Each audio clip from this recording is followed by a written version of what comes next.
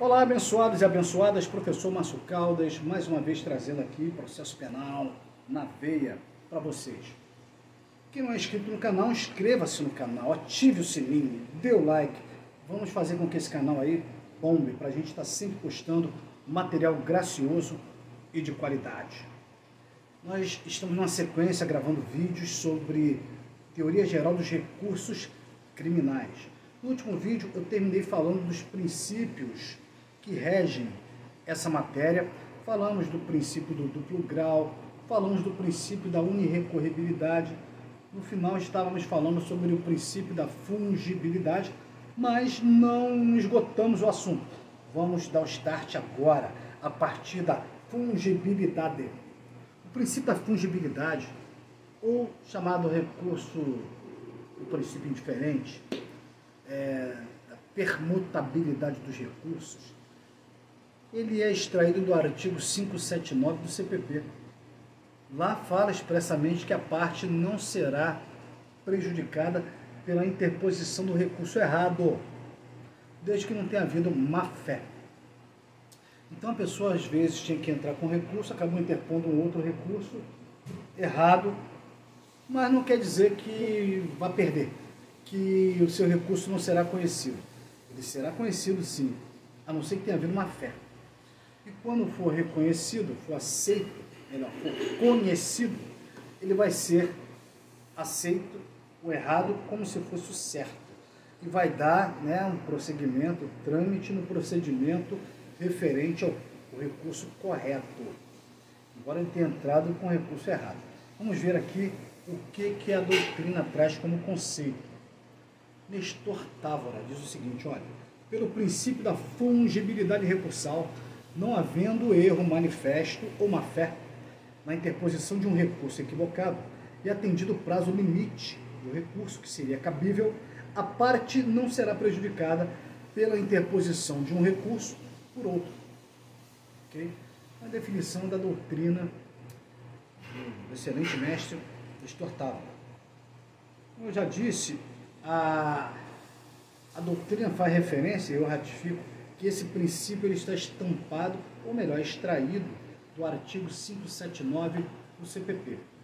Bom, o que mais causa perplexidade é saber o seguinte, olha, o que faz diferença, o fiel da balança, não é saber se o cara errou. O cara errou, entrou com o recurso errado. Mas o fiel da balança é saber se houve má fé. Quando ele entrou com o recurso errado, ele sabia que estava entrando com o recurso errado, estava de má fé. Por exemplo, o cara tinha que entrar com recurso de apelação cujo prazo é de 5 dias, mas o cara perdeu o prazo. Lá pelo 10º dia, ele falou, ai meu Deus, eu errei, eu esqueci o prazo, era para entrar com recurso há não sei quantos dias atrás. Ele fala, vou dar um João sem braço, vou entrar com um recurso especial, com um recurso extraordinário, que o prazo é maior. Uma carta testemunhável, vou entrar com embargo de divergência, embargo de infringente ou de divergência, que o prazo é maior. Se for detectada má fé, já era. Entrou com o recurso errado, não vamos admitir o recurso errado, e você dançou, vai precluir, e não vai haver a possibilidade de reexaminar aquela decisão. Então resta saber o que é má fé. Má fé, presume-se a má fé, por exemplo, quando o cara perdeu o prazo. Ele entra com o recurso errado, depois de ter perdido o prazo do recurso certo. Dito de outra maneira, se ele entrou com o recurso errado, dentro do prazo do recurso certo, não tem má fé. Deixa eu dar um exemplo aqui. O cara tinha que entrar com uma apelação, acabou entrando com recurso em sentido estrito. Mas ele entrou 3 dias depois da publicação da decisão. Então ele entrou com recurso errado, mas dentro dos 5 dias que ele teria para apelar. Só que não apelou, ele entrou com rese, recurso em sentido estrito. Entrou com recurso errado, mas entrou dentro do prazo do recurso certo. Então eu aceito, não tem má fé. Ok?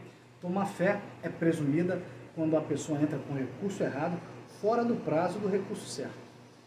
que parece com aquele primeiro exemplo. O cara esqueceu, perdeu o prazo, aí vai dar um migué, vai entrar com recurso. Ah, eu achei que fosse esse, por isso que eu não me liguei tanto no prazo de 5 dias. Um exemplo, ok? Bom, a doutrina e a jurisprudência acabam encampando essa lição da doutrina, diz que também não vai ser admitido o recurso pelo outro, ou seja, o recurso errado, quando houver um erro grosseiro. O que é um erro grosseiro?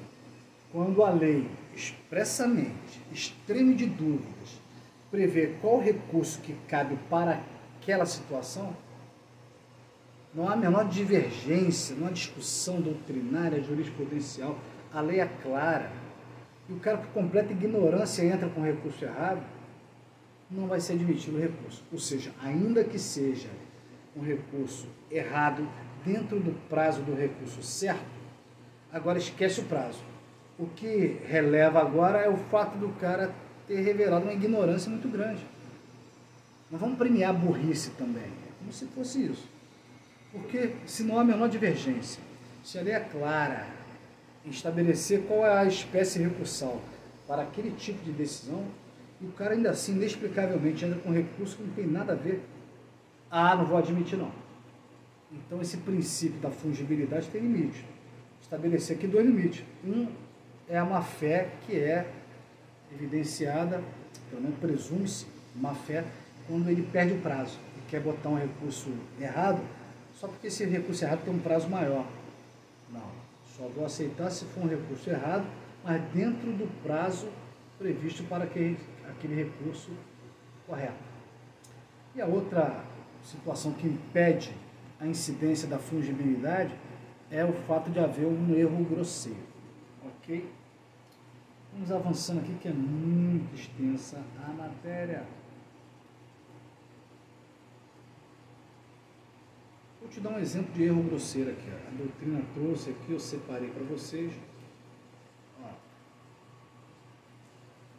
No rito comum, temos nos termos do artigo 581, inciso 1, 581, inciso 1, do CPP, contra a decisão que não receber a denúncia ou a queixa, o juiz rejeita a denúncia, caberá recurso em sentido estrito.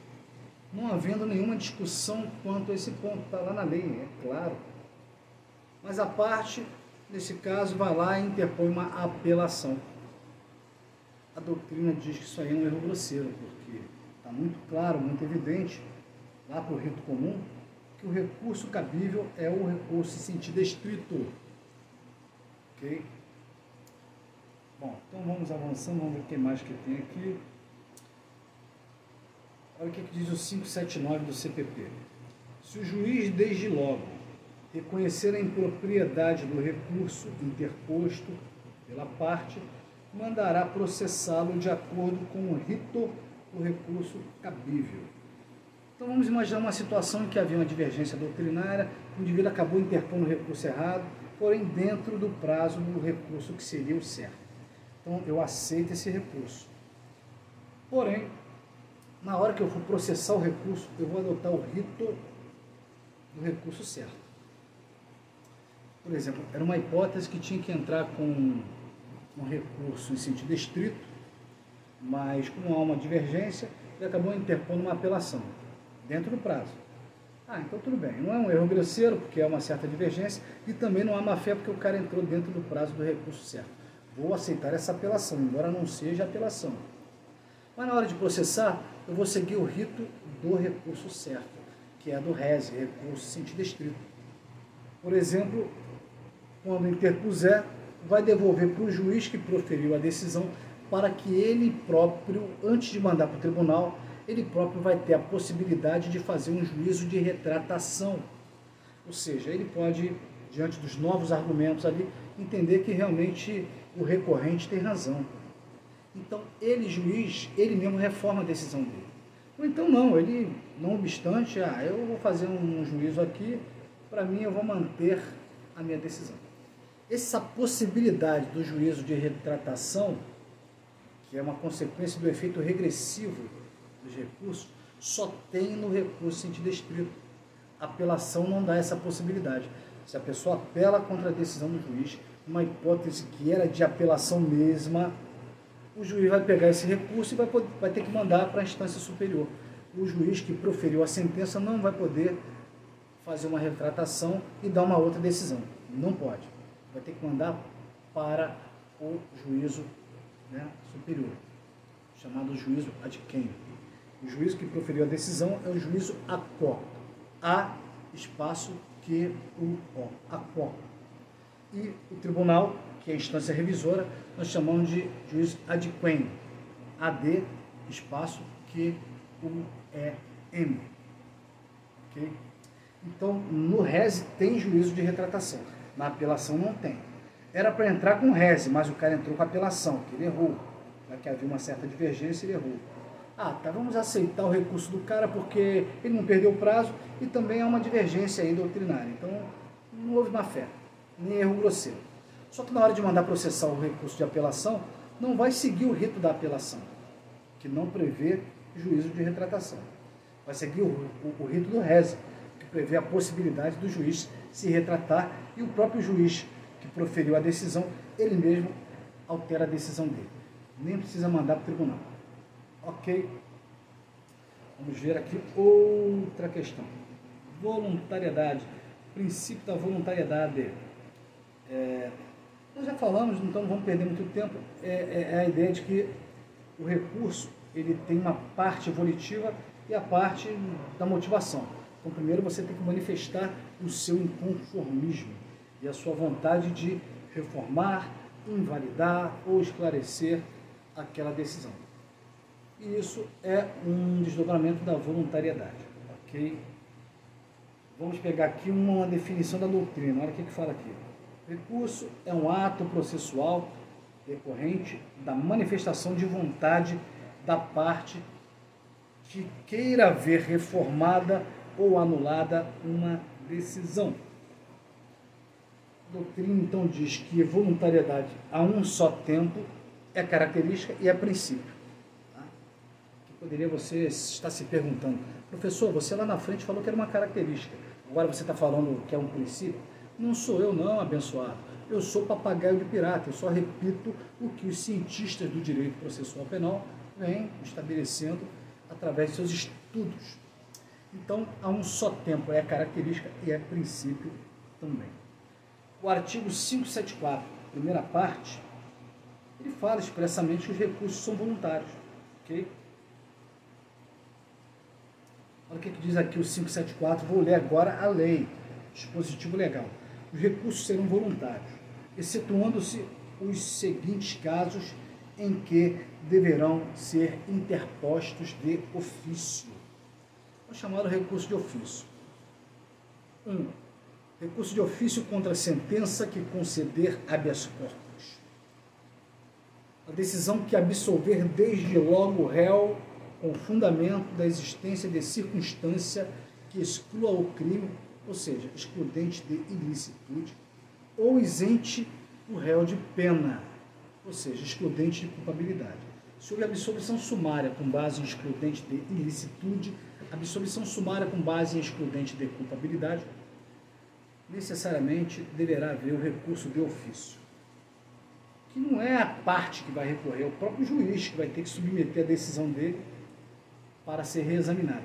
Na verdade, não é um recurso, a gente vai ver que dentre os pressupostos dos recursos tem que ter um interesse. Para você recorrer, tem que ter um interesse recursal. E o juiz não tem interesse. Então, quando ele submete a sua própria decisão a um reexame, você não vai dizer que o juiz tem interesse A ou B, ou que o juiz sucumbiu, tem que ter sucumbência. O juiz não sucumbe, o juiz não é parte. Então, recurso de ofício não tem a natureza de recurso. Vamos voltar a essa discussão. Olha, vamos encerrar esse vídeo, está dando uns 15 minutos. Inscreva-se no canal, ative o sininho. Professor Márcio Caldas, até o próximo.